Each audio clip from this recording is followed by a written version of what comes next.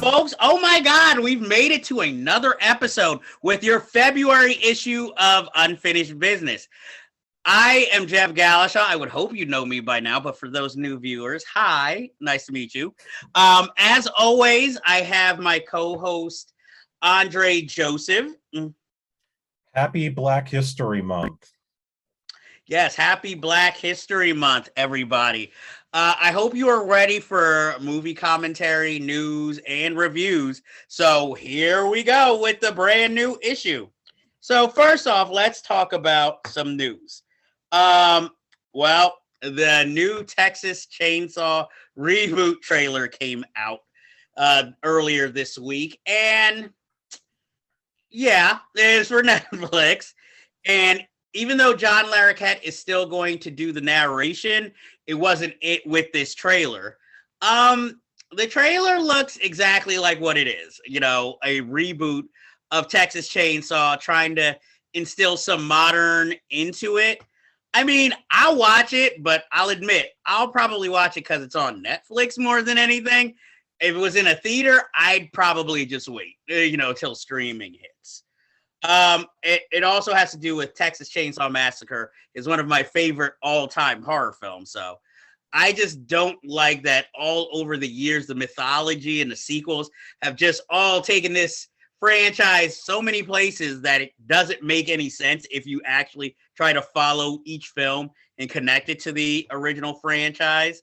It has kind of a Halloween Kills flavor because it has that one guy who's like filming Leatherface. He's like, dude, if you touch me, you're canceled. And it's just like, oh, geez, really? Are we really going there?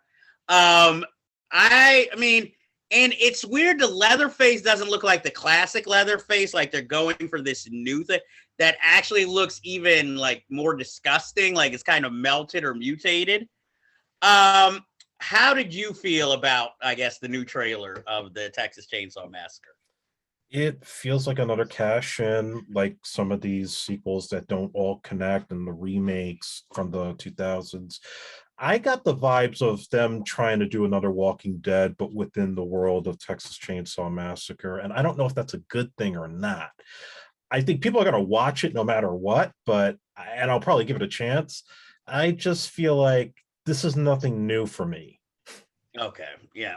I would agree. It's not really.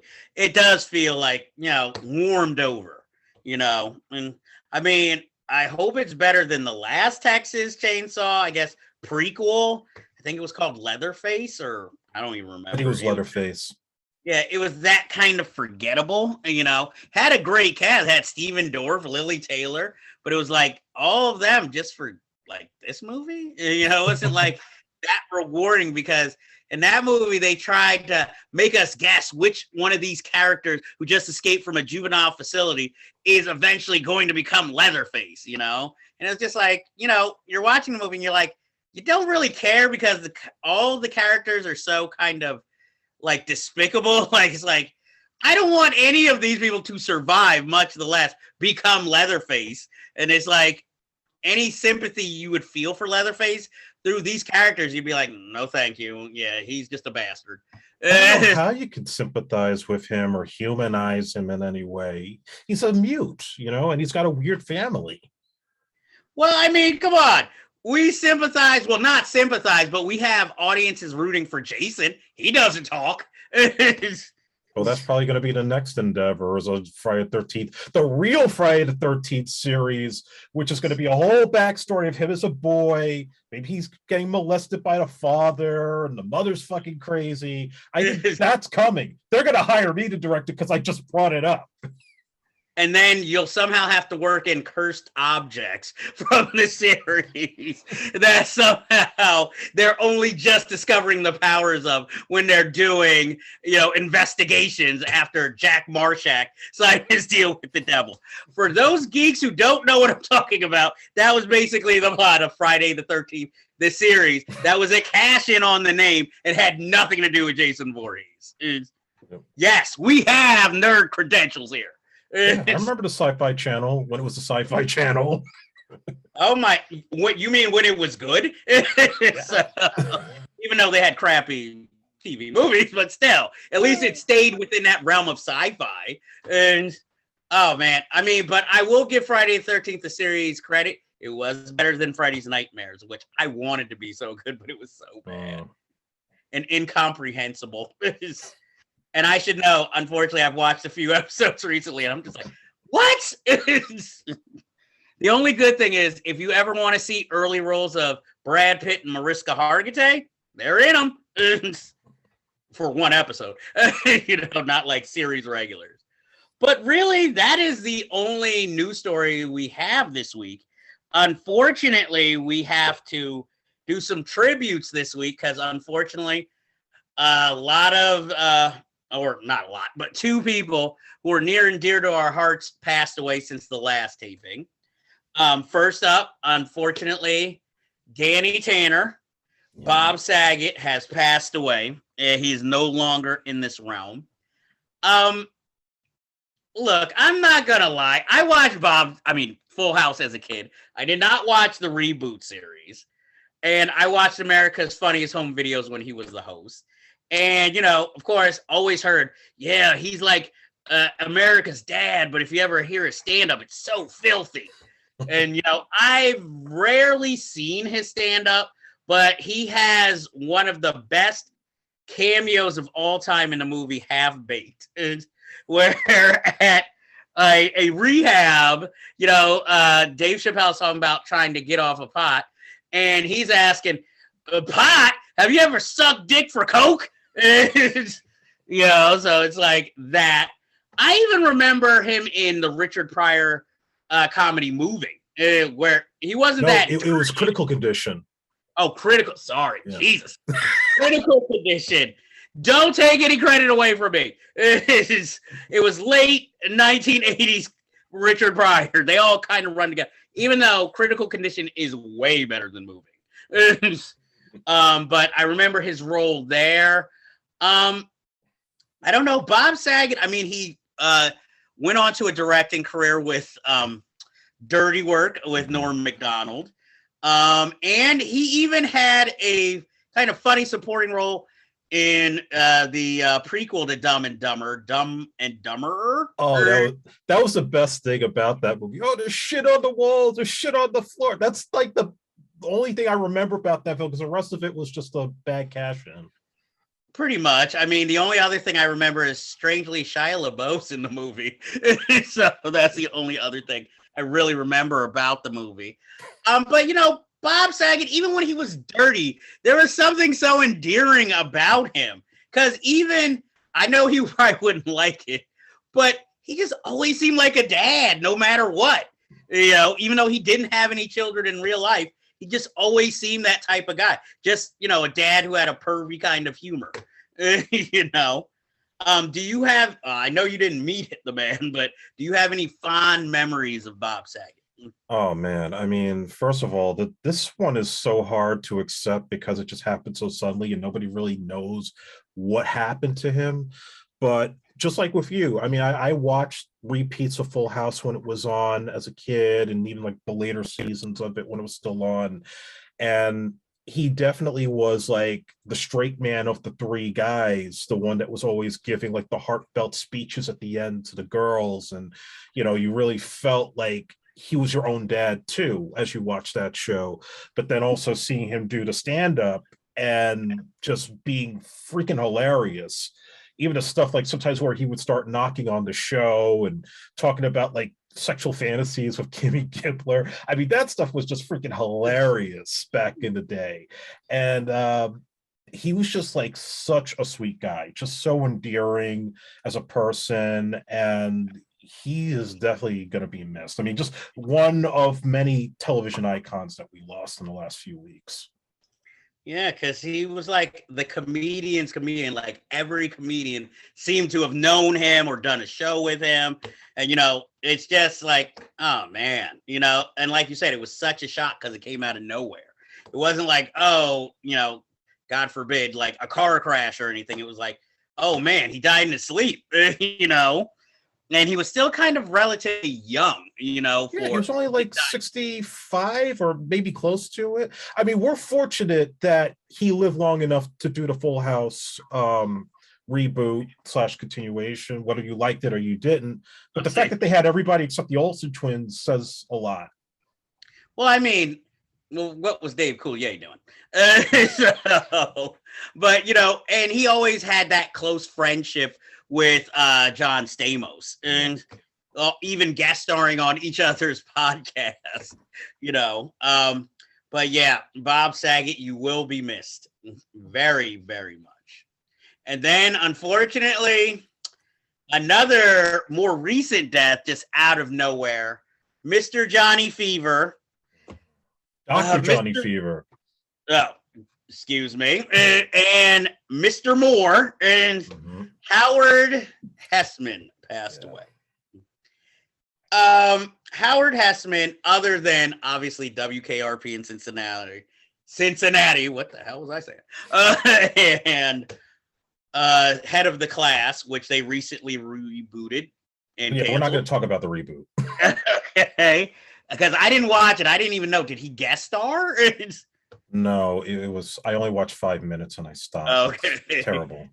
But back in the 70s and 80s, Howard Hessman was like almost a household name. You know, he had those 2 successful series. He had lots of supporting or bit roles in movies. Clue, for example. And I remember him from a TV movie in the 90s, being a Jennifer Love Hewitt fan, called Little Miss Millions, and that I am a particular fan of. I remember him from that. Howard Hessman, he just always seemed, he was on the level, but he always seemed kind of rebellious in his own way, like stepping away from Head of the Class when even he felt like this show needs to end and it's repetitive. You know, I even saw, I can't remember the name of the movie, but it was a movie I remember that was made a few years ago with where 2 women have, I guess they get a check. Jessica Lange was in it, and one of them gets a check for a huge amount of money, but it's not really her check. And so she goes and splurges, and he's the detective who has to go and follow her. That's probably the last film role I remember him in, and I can't remember the name of the movie, but I also remember him from what you told me to watch, the Flight of the Navigator documentary from, you know, where he's interviewed, of course, being in that film. And I don't know, he's just one of those guys who just always seemed cool. Like if Harry Dean Stanton was the kind of character actor film guy, I would say Howard Hessman would be that guy for television.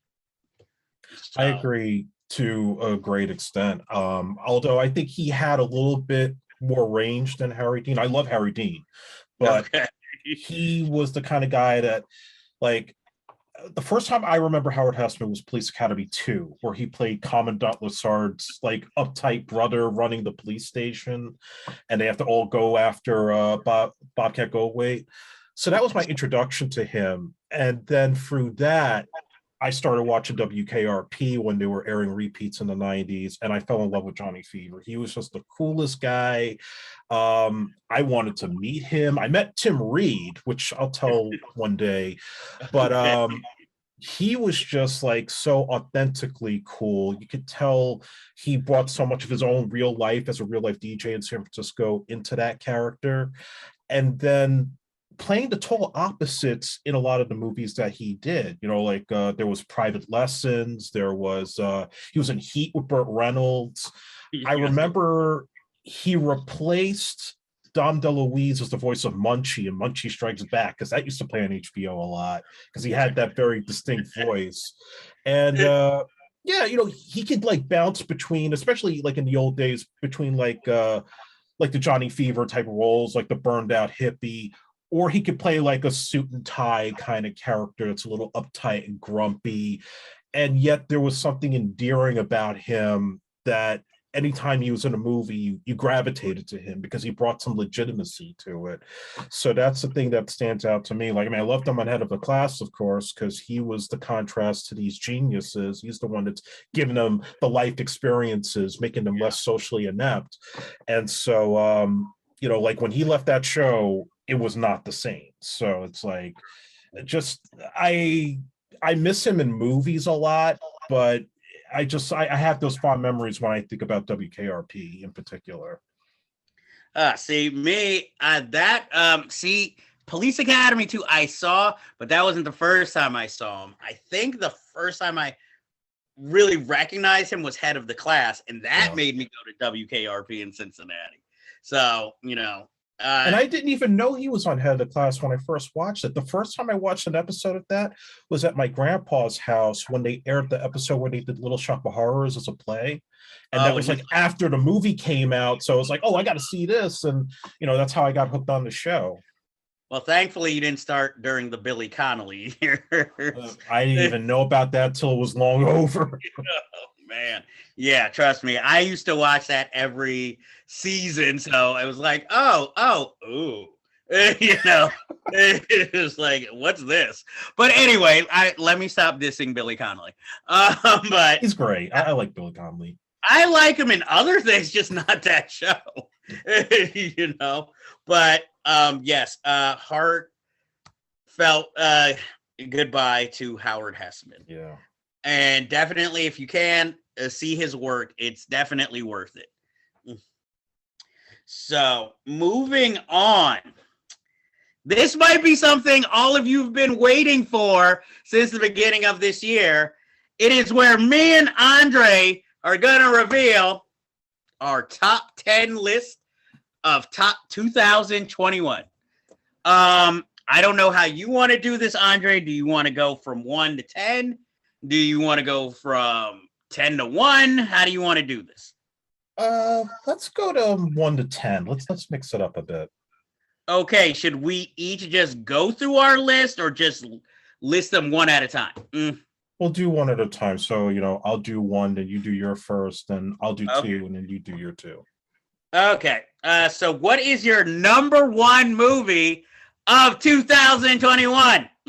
So I'm just going to put out a warning here. A lot of my stuff is very populist. It's not as many art house films or indie films as like you would go see, Jeff, but and there's still plenty that I still need to see. So if I miss on a few, please forgive me. So like I can't really mention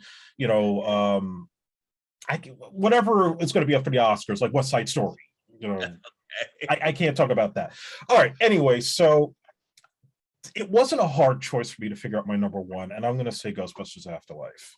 Oh, okay. That was not what I expected to be your number one, but okay. I had to think about it, and look, it's not the greatest movie of all time. It is not to the level of a Star Wars or even Marvel, but it's personal for me because it's the first thing I really grew up with as a kid, with those toys, with that cartoon, watching those two movies left and right, and just that childhood desire to want to see a third movie. And I feel like if this is as good as we're going to get and it hits me emotionally as it did, then that's going to be my number one. If it made me cry the way it did, then that's going to be the one. Okay, fair enough. I have no arguments. Not obviously not my number one, but hey, whatever moves you, man. Now, like you, I have to warn people. Because of COVID, there are a lot of films I did not get to see that will probably be Oscar nominated. So please forgive me. And if you would like to see my full list, top 20, with a list of movies I didn't get to see, you can go to the cinephilestv.blogspot.com. But my first one's going to be a little controversial because it did win Oscars last year, but it officially did not come out till 2021 for public watching. And that is Judas and the Black Messiah, which I think was one of the best movies I've seen historically, dramatically, and even from a director standpoint. It's just a beautiful film and unfortunately a tragedy. And Daniel Kaluuya, who knew he had that range and that depth, in the role? And yes, okay, first, the Naysayers, Lakeith Stanfield was hard to believe, not in his performance, but in looks, maybe not like a teenager or as young as these characters are supposed to be. But who gives a crap when, you just feel that performance so strong. So Judas and the Black Messiah is my number one movie of 2021. Please do not flood my inbox with arguments. So, Andre, what is your number two movie of 2021? Well, my number two, because I know you haven't seen it yet, so I can't spoil too much about it, is Spiderman Way Home. Okay. So I'm just going to say, as a film that really, again, kind of conclude the Homecoming trilogy with that character and Tom Holland's take on the role and the additions of nods to the past Spider-Man movies, I thought it was entertaining. It's not, again, not perfect. There's some flaws to it, but generally the way the story plays out and how things kind of wrap itself up at the end made it worthwhile that this was the best Marvel movie of 2021, hands down. I felt like the other films were not terrible, but they were just trying to play into, we want more diversity, we want more inclusion, we want this and that. And it's like, I want to stick with the favorites right now. Let's hold off on those other characters just yet. And this movie gave me more of what I wanted from this particular phase of the MCU. Okay. Well, my number two movie should not be a surprise because if anybody's been watching these episodes, I keep telling you it was going to be this. And it is Titan. I love it. I know you were a little weirded out by it, but I loved it because it just made such an impact seeing it in theaters. And it was a movie that I just kept thinking more and more about after I had seen it. And I mean, it helps that, the soundtrack is so good because you start listening to the soundtrack and it reminds you of that movie. And I love it. I admit it's not for everybody. It's freaky. We've reviewed it, so I'm not going to go on long about it. But definitely, I would say, even if, no matter what you've heard, at least give it a chance and see if you like it or hate it. So, Andre, what is your number three movie of the year? Well, my number three is a film that we saw together, and that was Licorice Pizza. To me, and again, we've already reviewed it, but I just think it was one of my favorite Paul Thomas Anderson movies since, I would say, Boogie Nights, but maybe more like There Will Be Blood was the last one that I really enjoyed. This one it felt good. It had a great story. The performances were excellent. Alana Haim and Phil Seymour Hoffman's son, they were great. That's my number three for 2021. Interestingly enough, that is also my number three movie for 2021. Everything you said, it's just, I hate to be one of these critics who says it's just sublime. It has its controversies, but to me, I just felt like watching it. I was just floating on air, and it could do no wrong in my eyes while I was sitting there watching it. And it just gives you a peace of mind. And Alana Haim, dynamite performance. All the actors involved, dynamite performances. So again, we've reviewed it, so I'm not gonna talk about it, go on about it too long. I just say, if you haven't seen it, go watch it. Come on, what is wrong with you? So, Andre, what is your number four movie of the year? My number four movie is Free Guy. It was a pleasant surprise. I really enjoyed Ryan Reynolds in it. It's light. It does get fluffy, but it has enough edge to it to where it feels like almost like a throwback to, like, say, Bill and Ted, or a very cartoonish Matrix type of picture. And I just enjoyed the holy hell out of it, and I want to see a sequel. Okay. I enjoyed the movie. It made my honorable mention. And I don't know if I want to see a sequel. I'd rather it just stay the way it is, preserved. And, it's one of those movies where Ryan Reynolds is doing kind of his usual shtick, but it feels different and special here, or it works on all levels here.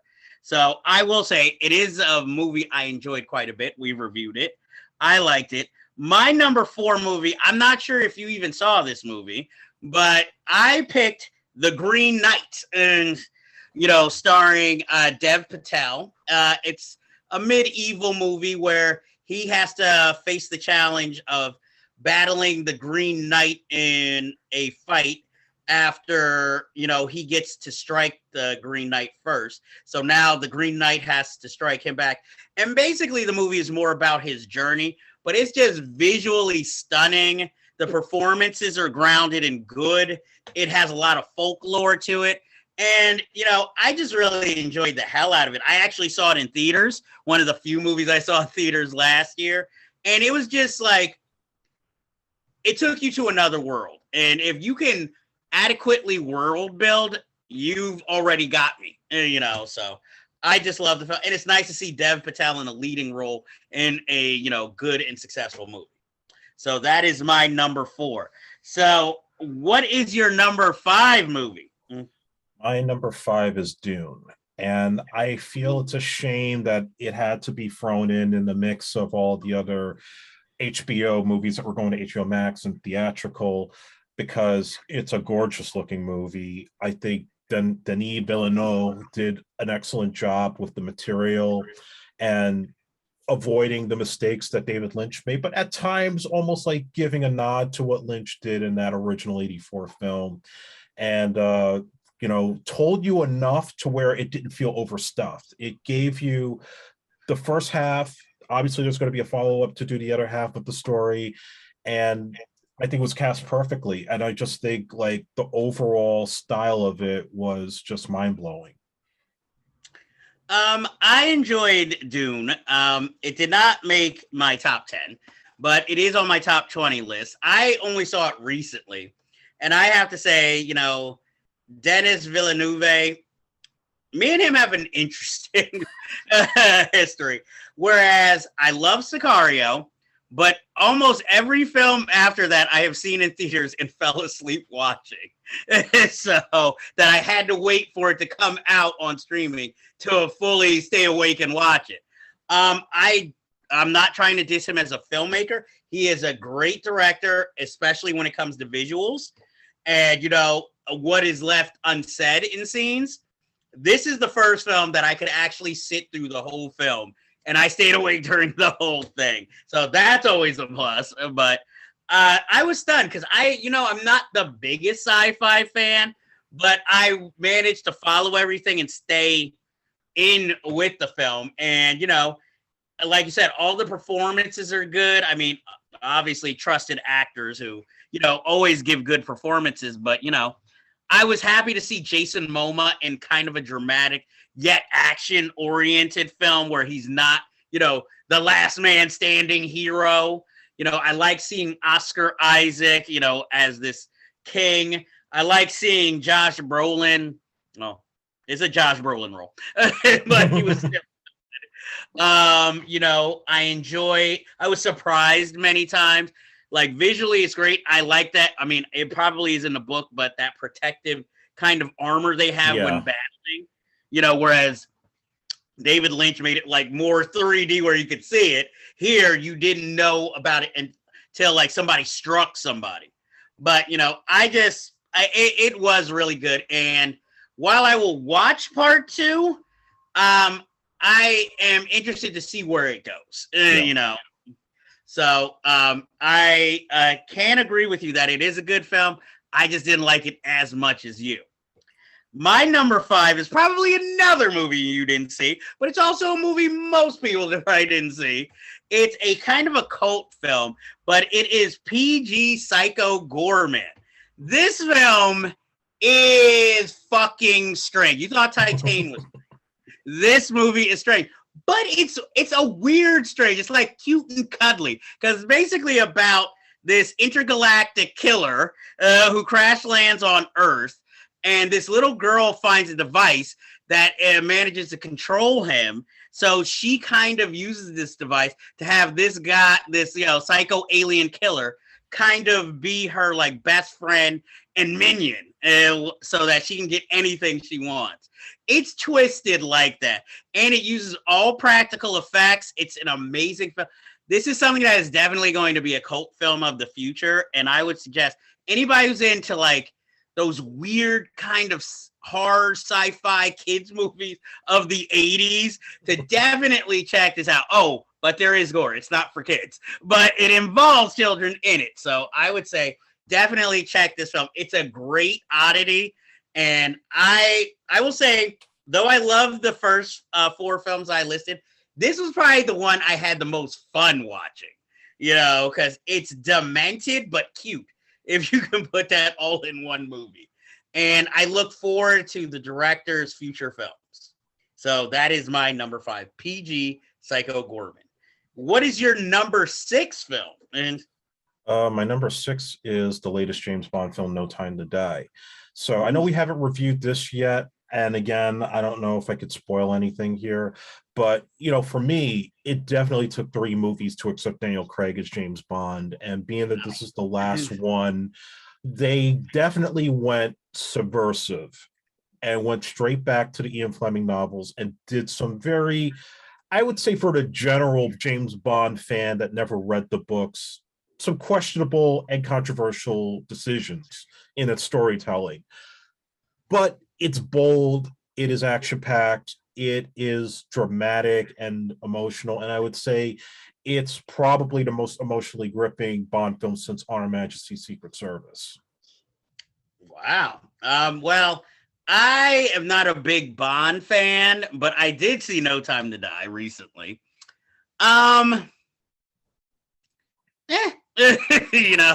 It wasn't in my top 20 or honorable mentions.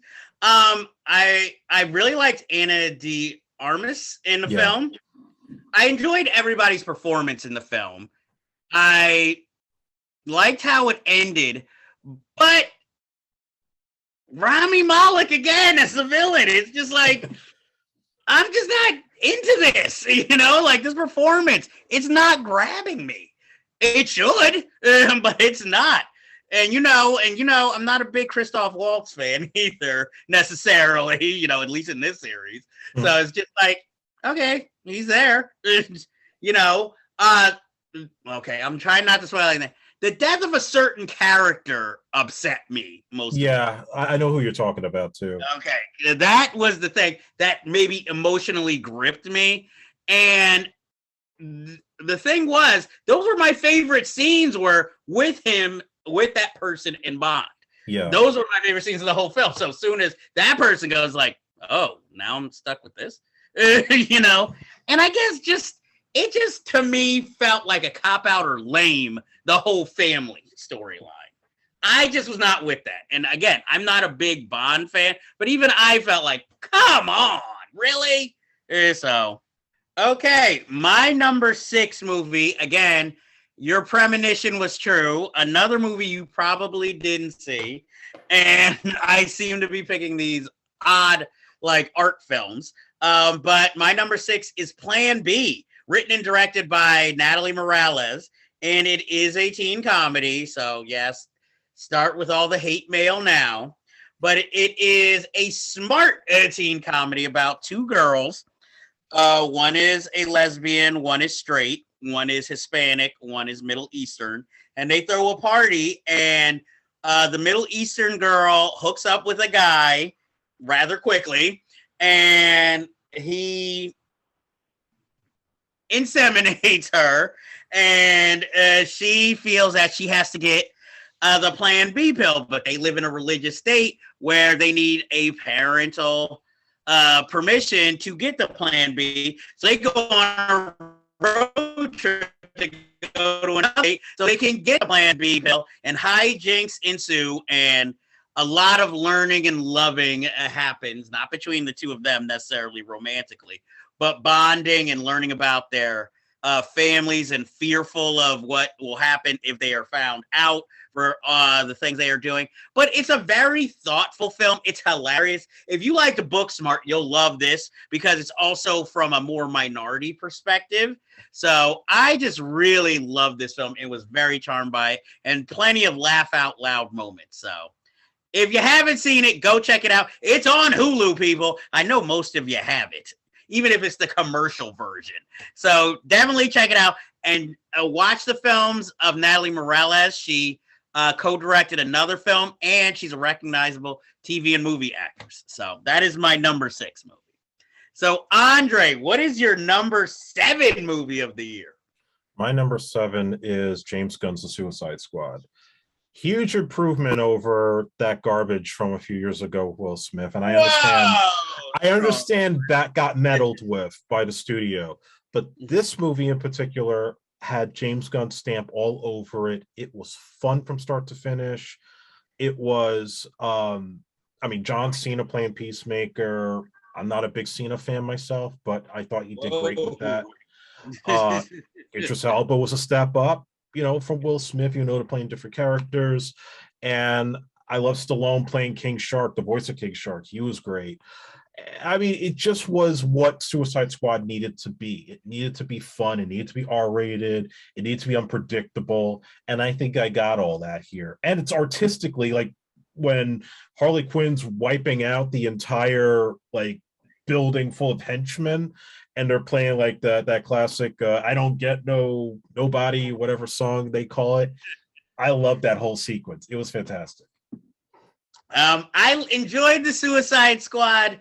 Did not make my top 20. Honorable mention. I agree with you. It's a step up. Unlike you, I'm a John Cena movie fan because I don't watch wrestling. So I only know it more from movies. And yeah, this is a huge step up from his WWE movies. I just like that he shows a good sense of humor for somebody so huge. Mm-hmm. So, because if you see the film Vacation Friends, he's that movie. He's the most hilarious person in that movie. I agree. Idris Elba is a step up from Will Smith playing different characters who somehow have the same history. But I enjoyed Suicide Squad for what it was. It definitely is a step up from the first Suicide Squad because it wasn't a 45-minute music video for the first half. But I enjoyed it. Viola Davis didn't have much to do, this time around. And, I liked Pete Davidson's cameo. So it was enjoyable. I have nothing. It wasn't a bad movie. It just, didn't grab me as much as it should. Or for me, I'm Mr. Artistic, so it didn't grab me. So, but like I said, I have no qualms. I would say, hey, if you're into action, superhero, and dirty superhero films, definitely go see it. My number 7 film is a movie people might have seen, actually. It though you didn't. My number 7 is West Side Story, directed by the Steven Spielberg. Now, look, I'm going to get I'm just like burying myself this episode. I don't like the original West Side Story movie. I respect it, but I can't say I enjoy it that much. This film, I enjoyed the hell out of it, even if it has Ansel Elgort in it. He's the obvious weak link in the movie, but everything else is phenomenal. Adriana DeBose playing Rita Moreno's role. The choreography is just stunning watching it, and everybody in their role fits the role. Even though Rachel Ziegler looks a little young, that's Maria. It's like, oh, I'm in love with Johnny's character, but I'm like, yeah, but you look 14, so it's just like, yeah, this feels a little weird. Rita Moreno was strong in the movie. I can't remember the actor who played the gang leader of Ansel Elgort's gang, but he was really good. I just, and this was a film I thought I would really dislike. So it was just amazing to see this film and, actually love it. And, this is probably one of my favorite Steven Spielberg movies in years, but this is where a movie where, you're like, oh, remakes, but this is really strangely where Steven Spielberg shined. The cinematography, the shadows, the choreography. I'm just like, yo, we might talk some stuff about some of his films, but this man has damn fine talent. And so, yeah, I really liked West Side Story. I'm just going to say real quick, I do have a bias against this movie because a friend of mine named Reginald L. Barnes had a role, and it was a speaking part, and they cut it out of the movie. So I don't want to say F. Steven Spielberg, but that's messed up. Okay. Well, you have a personal vendetta against this movie, so understandable. So Andre, what is your number 8 movie of the My year? number 8 movie is Nobody with Bob Odenkirk. Oh, Another pleasant surprise. And just from the trailers and the sort of John Wick vibe it has, of course, with some of the same writers involved, I just thought this was also another surprisingly good film where you have a hero that's not going to be exactly John Wick, not exactly Denzel in The Equalizer. He's a badass, but he still gets his ass kicked. Like there's some level of realism to the fighting for a guy that's supposed to come across as like sort of a meek everyman type.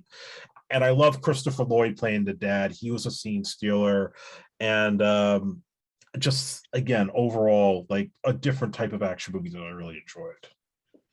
I enjoyed it. It offered a few surprises.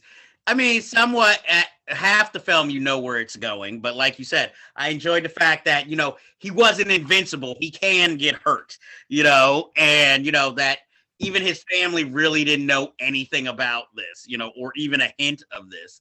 And, I'm like, hey, Bob Odenkirk kicked ass. He got in shape. I'm like, I'm impressed. And even though he's coming, the RZA in this movie was even manageable. I enjoy RZA. So, and of course, again, the John Wick vibes, I'm like, oh God, Russians again? It's like, okay, well, I guess they couldn't go Lithuanian. But I mean, it's an enjoyable film. I have nothing against it. If you like action, you're going to enjoy this film. So I enjoyed it. It didn't make any of my, top lists, but I really enjoyed it. Top list, not top list. So my number 8 movie is again another movie that was probably released in 2020, but only if you were a critic and you lived overseas. It didn't get a proper release in the United States till 2021, and it is the dramatic horror film Saint Maud.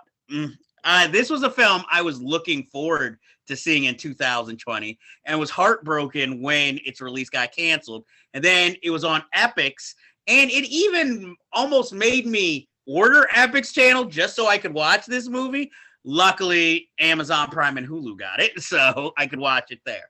This film, written and directed by Rose Glass, I don't want to give too much away. It's about, a religious fanaticism and trying to, I guess, bury your past through it.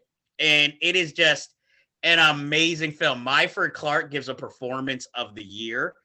It is dirty, it is cruel, and it has an unforgettable ending. But I would definitely suggest anybody who can, while it's still out there, go watch it on Hulu. It's a game changer. I just loved this movie. It was dark. It was everything I wanted it to be when I saw the trailer. And, I wished I would have seen it in a movie theater because it is beautifully photographed. I'm not going to lie, it takes its time building, which is, to me, some of the best horror films are that way because it's more character-based. But there is some shocking violence throughout, even if it's just dreams, and great kind of psychedelic imagery. So I would definitely highly suggest, if you can, go see that. Okay, Andre, we're getting to the bottom of our list. What is your number 9 movie? My number 9 is actually quite a surprise. Tick, Tick, Boom with Andrew Garfield. Wow. Well, at least you got a musical. Yeah, I mean, I'm not a big musical guy, but it's just Andrew Garfield. He's really beginning to come into his own as an actor. He's really actually a good singer in this. And it's not just a biopic about the guy who created Rent, but it feels like a love letter to Broadway with all the cameos and the cameos of the actors from the original Rent production. And it hits all the right emotional notes to make you sad, but also this kind of uplifting tale about really bringing a story of a serious situation to light. I really have, I was never a big fan of his when he was doing Spider-Man originally or Social Network. Now my feelings are starting to change about this guy. I think he really is going to be a serious force in the next couple of years. Like, I think he's really going to be like the upper echelon of great actors. I did not see Tick Tick Boom. It's one of those on my list to see. Because it has Vanessa Hudgens, Alexandra Shipp. I like you have mixed feelings when it comes to Andrew Garfield. See, on the other hand, I'll admit, not a fan of his Spider-Man, but even though I think the second one is a little better than the first one, but I actually really liked him in The Social Network. Excuse me. I liked him. I'm not getting choked up. I liked him in a movie he did with Michael Shannon called 99 Homes. I seen that. That was good. Exactly. And his performances always come through to me as an actor working on his craft. He might not be quite at the top yet, but he's getting there. Yeah. But my thing is, if anything, his big moment of blockage for me was The Eyes of Tammy Faye. I did not think he was particularly memorable or good in that film. So to me, that is the only misstep other than the Spider-Man movies. But again, I didn't see Tick Tick Boom, so I can't really give, my opinion on him or his performance in it, but I will see it eventually. But I'm just happy you picked a musical, at least somewhere in your list. I like to surprise people every now and then. Exactly, because I'm like, you saw Tick Tick Boom? Even I didn't see that. And I'm the musical guy. My number 9 film is a film I know you saw, but unfortunately, half of you did not see. It is the first film I went to a theater to see in 2021, and it goes by the name of Zola. Mm-hmm. I really like this film, and it's the film that I think a lot of people, if they would have seen it in theaters, this would have been the cult film of the year. And the beautiful thing about it is I actually read the script for it after I saw the movie, and the script is as beautifully written as it comes off on screen, and most of the script is taken from actual tweets in the story.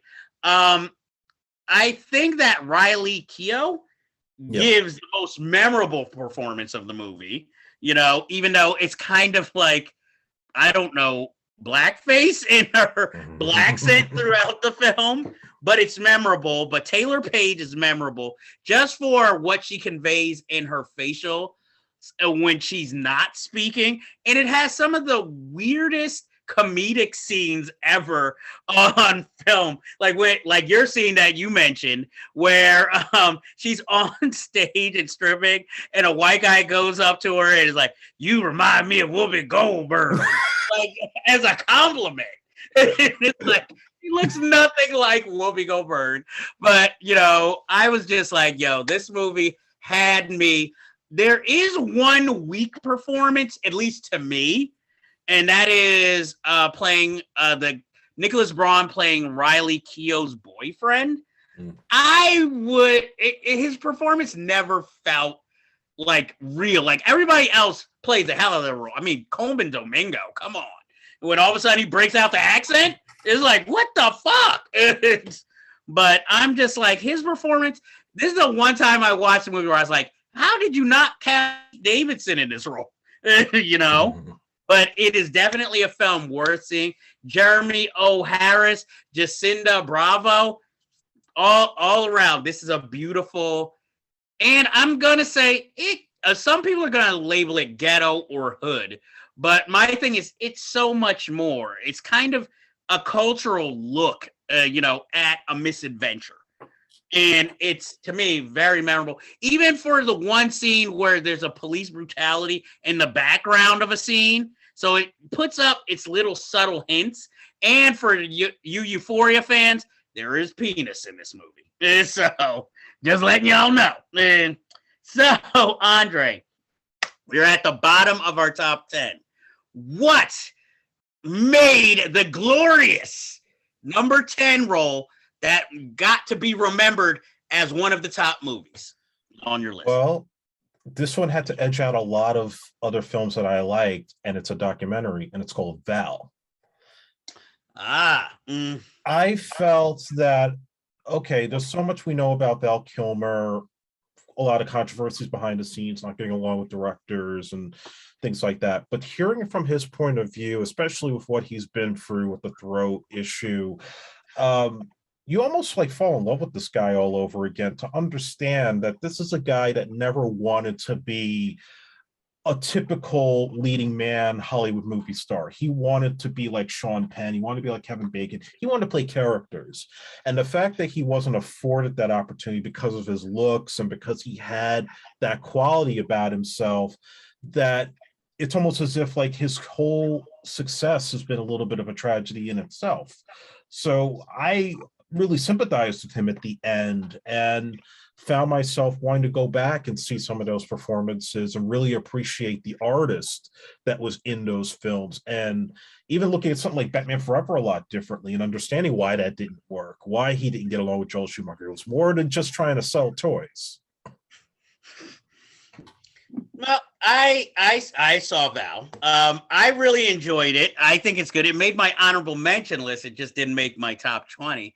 And I agree with everything you said. I mean, obviously there's some stories you wish he would have gone deeper on, like his problems on certain films or with certain people, but it gave just enough, and it gave you a view of his like family life, his, how he was raised, and, maybe what shaped him into being this way. Because one of the more fascinating things was when he was, cast in a Broadway play, and then kind of got demoted because, oh, we got Sean Penn, we got Kevin Bacon, so now you get to play this totally different role, and how like even early, like who he dated when he was dating Cher kind of took over any of his talents. Yeah. It was more about like, oh, who he's hobnobbing with, and even he got to, we get a little Tom Cruise in there too, so, I mean, Val Kilmer's always been an interesting actor, even if you don't love every film he's in. I mean, come on, what other dramatic actor do you know who stars in a World War II spoof film, which has music in it by him singing? Yeah. So, he's just a fascinating guy, and unfortunately, with the throat cancer, that struck him and him losing his voice, I mean, unfortunately, it's kind of grounded him to a certain extent. He'll be in Top Gun Maverick, but it's interesting to see how they, put his character in there. And, he's just, I don't know, he's always been strange, but he's also seemed to always have a sense of humor about everything. So, that is, and just seeing when he goes to the Tombstone, screening, and how many people are out there just to see him. And it kind of shows you also the stress of being kind of known as a star and the pressure it puts you under sometimes. You want to please the fans, but sometimes you have to look out for yourself, even your personal health. Mm-hmm. So, I enjoyed that aspect of the documentary. Mine isn't as deep as yours, my number 10. Mine is probably another controversial film, only because it was available overseas earlier and didn't become available till 2021 for Americans to watch. It is Emma, or EMA. It's by Pablo Larraín, and it is a foreign film, Spanish film, about a female dancer who decides to break up with her, I guess, husband, and kind of go on an odyssey of exhibitionist delights while also trying to form her own like dance company, and the relationships that intermix in all this. And it's a very spiritual film. It has unbelievable visuals. It's again, it's also a hedonistic film because there's plenty of sex in it. And it's just, me, I'm a sucker for a film that has a flamethrower in it. So that also helped. Hey, once upon a time in Hollywood, as soon as I saw a flamethrower, I was like, okay, number one. So with this film, that also helped. And it's something that's more transformative. Like Titan, it's one of those films you have to experience as you watch it and let that take over, more than necessarily story, but it is tightly directed and very visual. So that is my number 10 movie. Hopefully all of you go out and see it. And, I doubt it. But an artistic, and I managed to get a foreign film on the list. So I got a musical and a foreign film. Ha! Beat that. So that is our top 10 list for 2021. Looking forward to top movies of 2022. Now, do you think we have time for a review or two? Maybe just one. Okay, so I'm going to give the fans what they want, and let's review Halloween Kills, because I know so many people want to hear about that movie. Yeah, very disappointing. I know it feels like Back to the Future 2, but without the hoverboards. Because at least that's what was memorable about part 2. This just feels like a timekeeper. Like, yeah, we know you want to see Laurie versus Michael, but we have a third film. So instead, here's Michael killing all the people he missed in part 1. This is definitely a lot more violent than the first film. This isn't even really a thriller. This is just a bloodbath. And strangely enough, it's nice to see Anthony Michael Hall in a movie, and he plays the hell out of his role, but I wish it was a better role, Because if I had to hear the theme of this movie one more time, evil dies tonight, I'm like, really? How many times are we going to say this? We get it, Also, I like the invention of showing how these killings affect the town. And I even liked the weird killings. I still am like, why did the black couple have to go out like that though? Yeah. It was like everybody else at least gets respectfully killed. They're like, oh, we kind of did it to ourselves. Jamie Lee Curtis and Will Patton get to spend most of the movie in a hospital bed. And the ending makes no sense. Can we do spoilers or should we not? It's been out a while. I'd say do it. How the hell you get your ass kicked for 30 minutes and then all of a sudden, now I'm going to kill everybody why are you all still standing around? And did no one run once they saw, oh shit, he's murdering people. Maybe I should get out of here. It's like a action movie where instead of all of us attacking him at once, let's go one at a time in a group, And then how the fuck did he get all the way to kill Judy Greer's character? Oh. It's like, wait, you were down here. How the fuck are you sneaking in back of her? And I can I'm not saying it's true, but I can see why some people felt the film was homophobic because you make this whole point of putting a gay couple in the movie, and then you give them the most violent deaths in the movie. It's like, come on, that's excessive. Just because they moved into his house, It was like, damn, even the kid from the first film coming back who you wanted to see killed, wasn't ever. And where was the little black kid from the first film? The most charismatic person. It was just like, I paid for this, So that's why I was pissed. Don't get me wrong. I like the violence. I like the call back to Halloween 3 with the mask. But it was just like, this was the best you guys could come up with, and this whole spiritual psychic link. It was just like, What did you think of Halloween Kills? It was better than Rob Zombie's Halloween 2, I'll say that, but it really wasn't anything spectacular. I'm with you. I think it was dumb. I think it was really not a necessary sequel to make. Just the first one was enough to get everybody back into it, to say, forget all those other sequels that came. This is the one that's going to be the definitive follow-up to that 1978 film.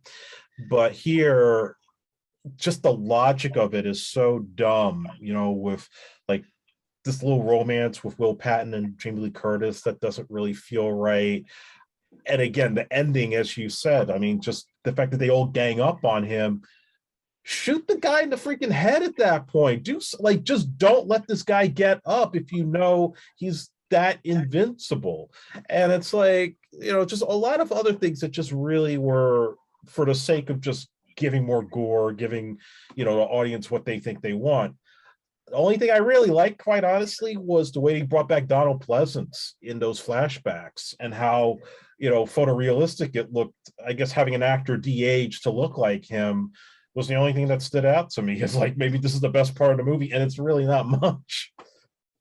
Well, the thing that really made me wonder is if we can remember he lost 2 fingers from the previous film, how is everybody beating the shit out of him? Mm-hmm. And then he could just all of a sudden just get up like he's Hulk Hogan in a wrestling match, And I just felt like it was weak by everybody kind of thinking that the escaped mental patient I didn't like that at all.